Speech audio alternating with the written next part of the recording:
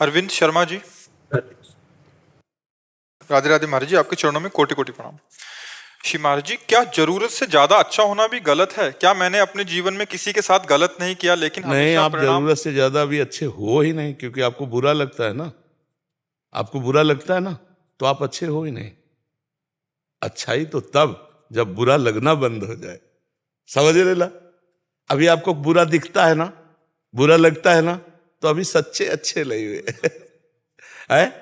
हाँ, वही वही बात। देखो, हम ये नहीं कह रहे कि आप अच्छे नहीं हो, हम आपको और अच्छे बनाने के लिए बात कह रहे हैं कि अभी वो अच्छाई नहीं आई जिस अच्छाई आने के बाद बुराई प्रवेश नहीं करती। अभी बुरा दिखता है, अभी बुराई आपके अंदर प्रवेश करके दुख दे रही है, तो अभी सच्चे अच्छे नहीं बने हो। अच्छे तब बनोगे जब द्वंद्वैर विमुक्ता, कोई भी द्वंद्व, मान अपमान, सुख दुख, लाभ हान, निंदा स्तुति, ये आपको स्पर्श न कर पावे, तब आप अच्छे बनोगे। अच्छे तब बनोगे जब सब में सिय राम मैं सब जग जानी और करो प्रणाम जोर जुग पानी। सबको प्रणाम करोगे तब अच्छे बनोगे। और ये स्थिति आएगी भगवान के नाम जप से। नाम जप करो, सत्संग सुनो, भगवान की लीलाओं का गायन करो, तो अपने आप देखोगे धीरे धीरे धीरे आप सच्चे अच्छे बन जाओगे। अच्छाई का मतलब अहम नहीं है, और अहम की पहचान दूसरों में अवगुण देखना, अपने में गुण देखना। दूसरों में बुरा भाव देखना, अपने में अच्छा भाव देखना, ये अहंकार का लक्षण है। और सबसे ज्यादा बुराई अहंकार में ही होती है। अहंकारी का पतन होता है। अहंकार रहित हो जाना ही सच्ची अच्छाई है। तो अच्छाई की तरफ हमारे कदम बढ़ रहे हैं, पर हम अभी अच्छे नहीं हुए। ये स्वीकार करोगे ना बात, तो आप आगे बढ़ जाओगे, आप सच्चे अच्छे बन जाओगे। जब आपकी अखंड प्रसन्नता में कोई बाधा न पहुंचा पावे, तब आप सच्चे अच्छे बन गए। तो वो होता है ब्रह्मभूता। ब्रह्मभूता प्रसन्नात्मा, न सोचते न कांक्षते। न कोई सोच है, न कोई चाह है। इतना आनंद है भगवान के चरणों में भाई।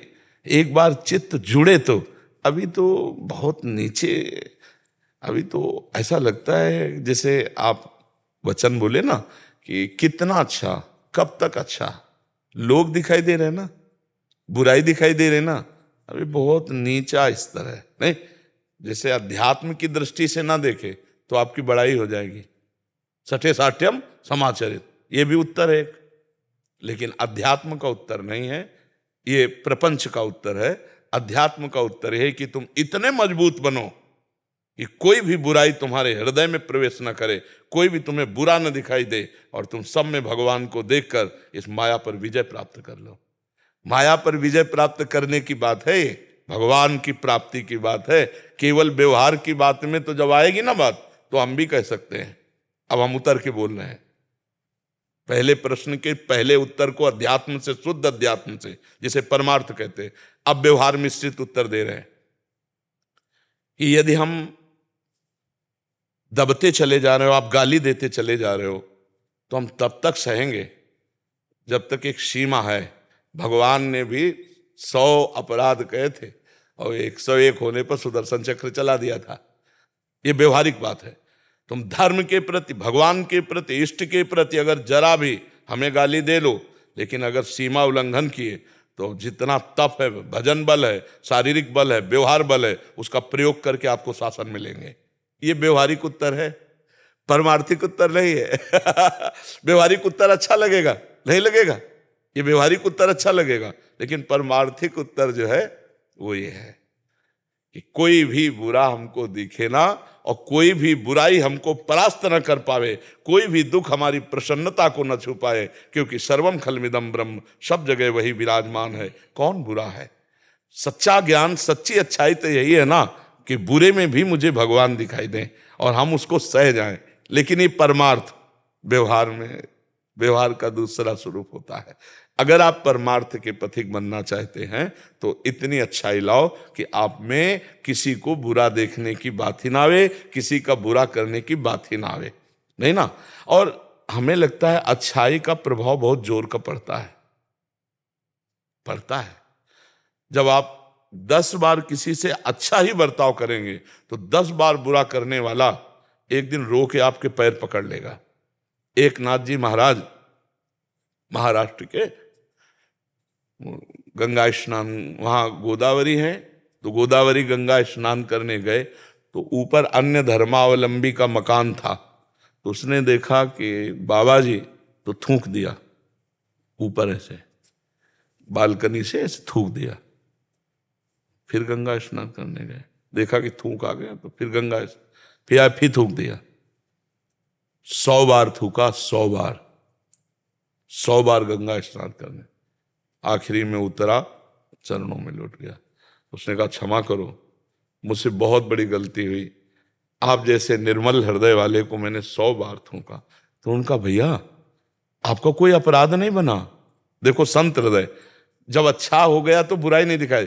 बोले वैसे तो मैं 100 बार स्नान 100 दिन में करता, आपकी कृपा से एक दिन में 100 बार स्नान हुआ, ये आपकी कृपा।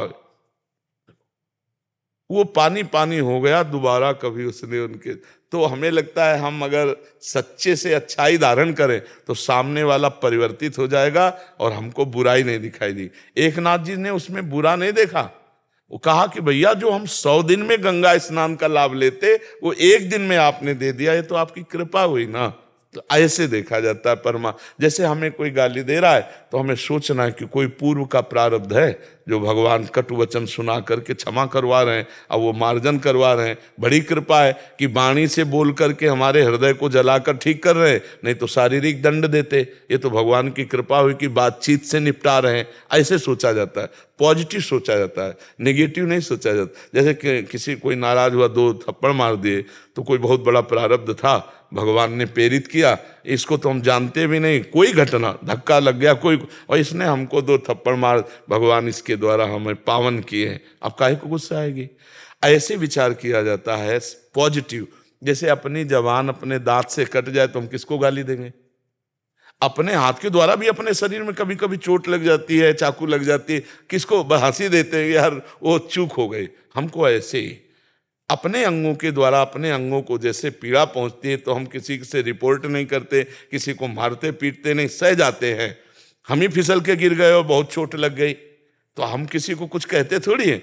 ऐसे ही हमारा प्रारब्ध सामने वाले व्यक्ति के अंदर जाकर प्रतिकूलता का रूप पैदा करके हमको जो जलाता है वो हमारे पाप नष्ट करता है। ये अध्यात्म है, अध्यात्म से समझा जाए।